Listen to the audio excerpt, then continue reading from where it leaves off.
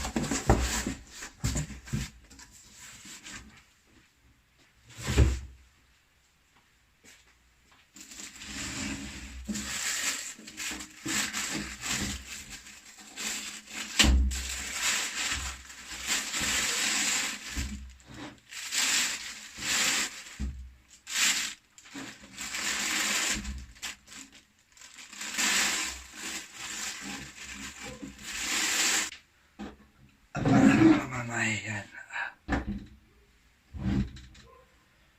So merong pang mic, dalawa. Ayan. Feedback reducer. Echo, mic bass, mic treble, mic volume. Ayan. So kabila naman volume, main, bass, treble, balance. Kanyang tone control. There's loudness on off. Ayan. Switch. Ayan guys. Kung mapapansin nyo, medyo tabi ang switch dahil hindi pantay ang loob. Ayan guys.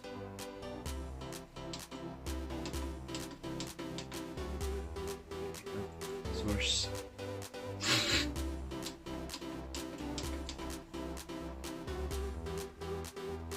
So meron siyang air intake with foam filter.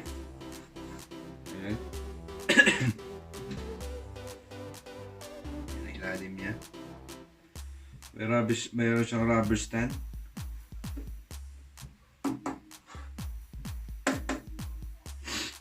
Ayan. Ito guys ay alloy, aluminum alloy. Bakal. Ito. Maganda ang build ng harap. Ang chassis lang medyo manipis. Casing niya. Ayan, medyo manipis.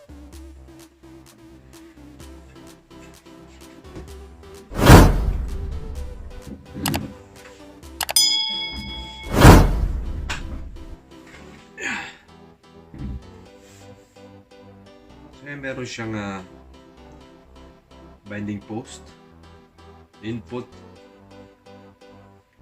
at ang kanyang speaker ay speak on. Ayan. 4 to 8 ohm.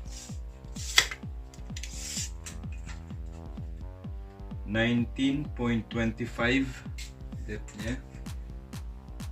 16.5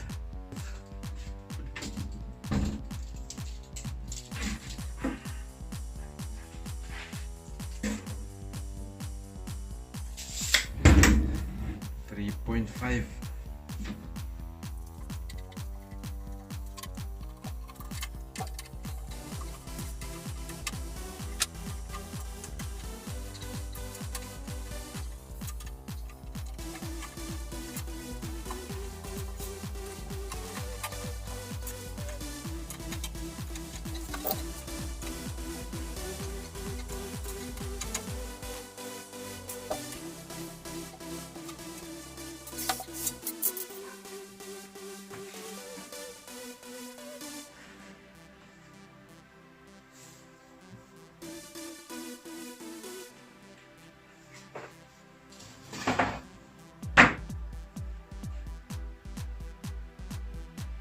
Kanyang likuran.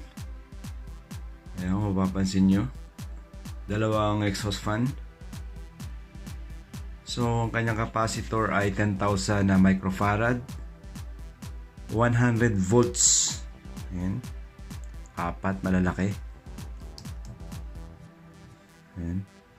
So ang kanyang transformer ay kung makikita nyo 57 Volts 057. Ayan. Ayan guys, ipansin nyo. Okay. So meron siyang transistor. Harap natin. So ito ang kanya heatsink. Ayan. 2-inch ang kapal. So may plate, ordinary. Ayan guys, ito ang kanyang harapan. Ayan, 2 mics. Echo, mid bass, mic treble, mic volume. Ayan, mic bass, I mean. Sa kabila naman, volume, bass, treble, balance. Ayan, volume. Siyang loudness on off. At can switch. So guys, ang transistor niya ay 1, 2, 3, 4, 5, 6, 7, 8. Ayan, 8. 8 transistor. Ayan guys, ang laman ng GX 5000 KEVLER.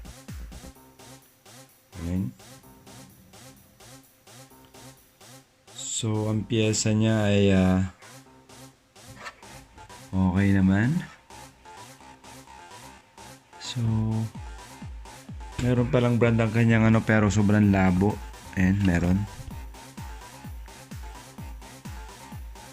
Halos di makita.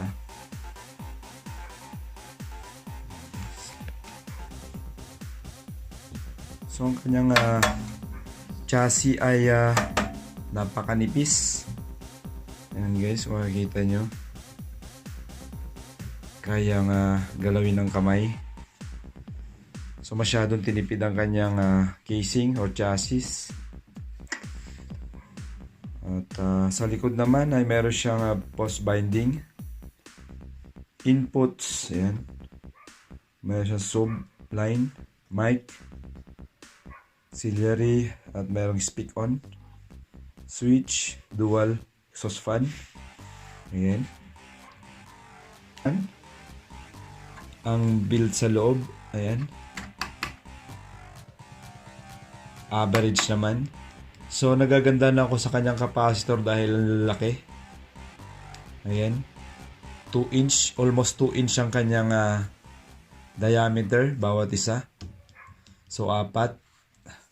So ang kanyang transformer pinakita ko kanina ay 5.5 inches. Ayan, mukhang solid naman. So ang harap niya ay napakaganda. Ayan. Mayroong aluminum alloy design. Ayan. At mayroong air intake with foam. Dalawa. Ayan. Para sa dumi. Pansala ng dumi. Ayan. Kita nyo. Okay. So masyadong tinipid ang kanyang casing. Sa pressure niya 8,000.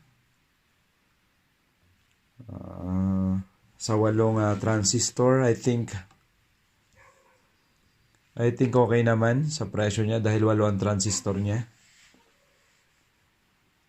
At ito lang masasabi ko. Hindi pwedeng patungan ito. Dahil sa nipis ng kanyang case. Ang katakip niya ganun din, manipis din. So titimbangin natin siya. Kung ilan ang timbang.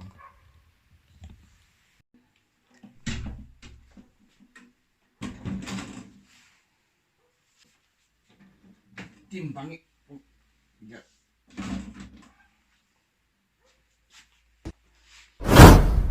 So kulang-kulang 12 kilos.